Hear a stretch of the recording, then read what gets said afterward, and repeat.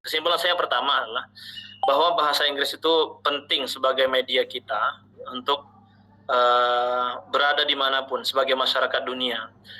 Jadi kalau Bapak Ibu masih mampu kiranya untuk mengasah bahasa Inggris, ya saya sarankan di era digitalisasi ini asah itu Bapak Ibu.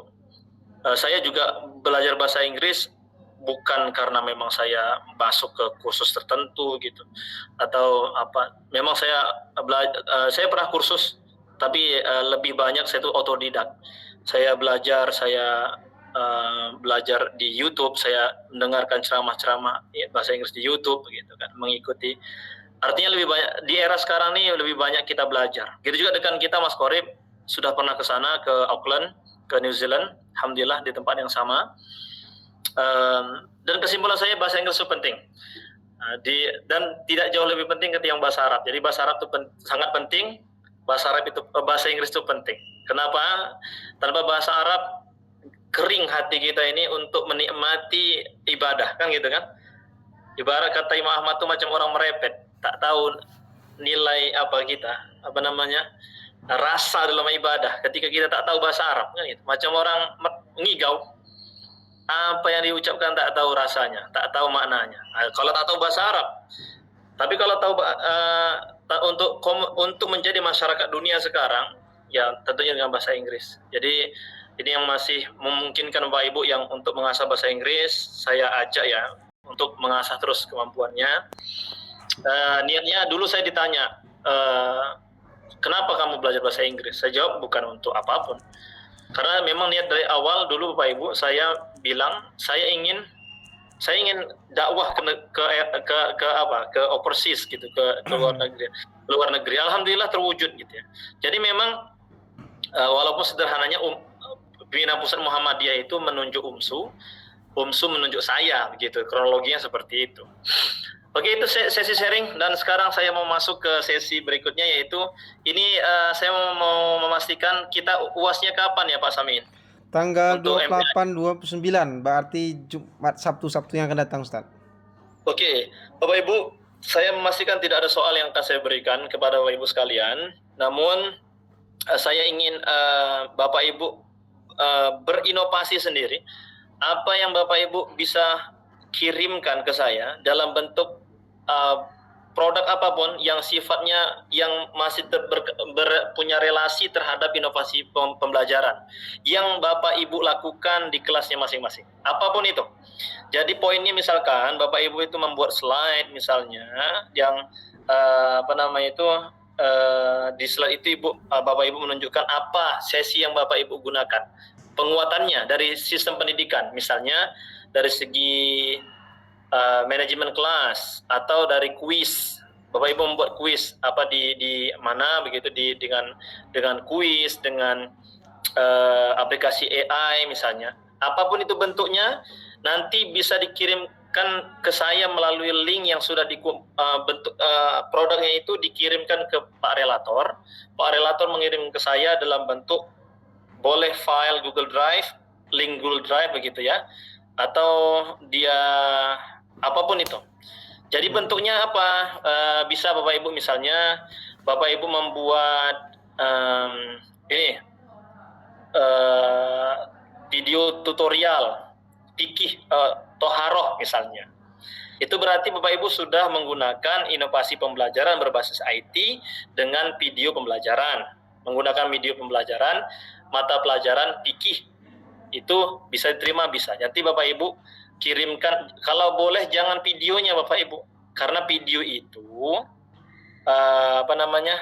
berat kilobyte-nya, tapi linknya saja Bapak Ibu bisa upload ke Google Drive Bapak Ibu masing-masing atau ke YouTube. Nanti linknya yang dikumpulkan ke Pak Samiin, Pak Samiin mengelis dari nomor 1 sampai nomor berapa mahasiswa kita ya Pak Samiin? 25 atau 24 Ustaz ya. Oke, sekitaran itu di list tuh nomor 1 misalnya Ustaz Alban gitu kan. Apa yang produk beliau tuh di linknya ini gitu. Ataupun nanti kalau memang dia bentuknya apapun itu gitu kan. Atau kalau misalnya dia buat kuis tuh banyak kan. Ada medianya menggunakan aplikasi-aplikasi gitu ya. Kan yang lalu kan di semester lalu tuh sudah dipelajari sama Pak Aryan dengan beberapa aplikasi yang bisa digunakan gitu ya. Sifatnya seperti itu. Jadi saya ingin memastikan Bapak Ibu itu sudah tahu dan arah mata kuliah ini sebelumnya secara teori dan sudah punya produk untuk diimplementasikan di kelasnya. Sampai sini ada pertanyaan kira-kira untuk tugas UAS ini? Izin Ustadz, ini berarti Ya. video proses pembelajarannya dari awal pendahuluan sampai akhir atau hanya proses pembuatannya atau bagaimana? Karena kan contoh kami sudah ada punya video pembelajaran yang artinya dari awal sampai akhir, misalnya walaupun cuplikan.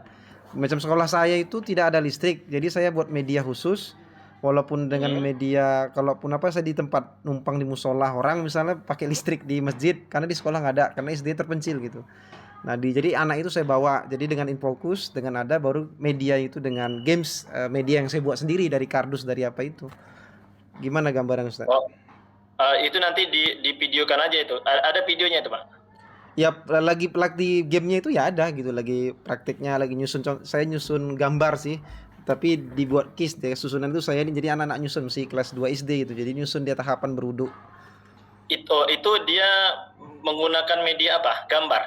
Saya memang dibuat kardus sebelumnya, saya gambar sih, memang saya tempel, nanti ada urutan 1, 2, jadi anak itu tinggal menyusun gitu. Ada yang dengan sendiri, ada yang per kelompok saya buat kemarin. Oh, jadi begini Pak Samin, yang dimaksud yang diinginkan dari mata kuliah kita ini adalah yang terintegrasi dengan teknologi gitu kan, IT dia. Iya. Jadi itu arahnya, bukan media misalkan Bapak Ibu, nanti kita belajar tayamum ya nak gitu. Jadi pakai debu misalnya, atau pakai, bukan itunya, bukan media pembelajarannya, tetapi yang terintegrasi dengan IT. Dengan IT itu misalnya Bapak Ibu nanti membuat link Google Drive misalnya, platform untuk membuat penilaian di kelas, ujian berbasis Google Form misalnya. Bisa saja itu gitu. Nanti Bapak Ibu tunjukkan hasilnya itu di link yang Bapak Ibu buat, nanti kirimkan ke Pak Relator. Kalau misalnya tadi Pak Samiin ingin membuat begitu, saran saya bukan karton-karton itu yang dipoto gitu ya, tapi Pak Samin ngajar mereka terkait dengan video pembelajaran menggunakan misalnya berbasis YouTube misalnya gitu. Dari YouTube itu Bapak tampilkan, saat Bapak ngajar pakai YouTube itu Bapak videokan. Oh gitu. Bahwasanya saya ini udah menggunakan media pembelajaran berbasis, walaupun sangat sederhana ya sebenarnya. Harusnya dari YouTube itu di level Bapak Ibu ini udah nggak bisa diakui lagi gitu kan. Iya. Ada sih Bisa kalau itu Ustaz, karena pakai laptop nggak ada listrik, jadi laptopnya ada pakai baterai. Memang ditaruh di meja laptopnya, karena memang nggak ada listrik di sekolah itu. Jadi pakai laptop anak nengok langsung, itu pernah sering sih.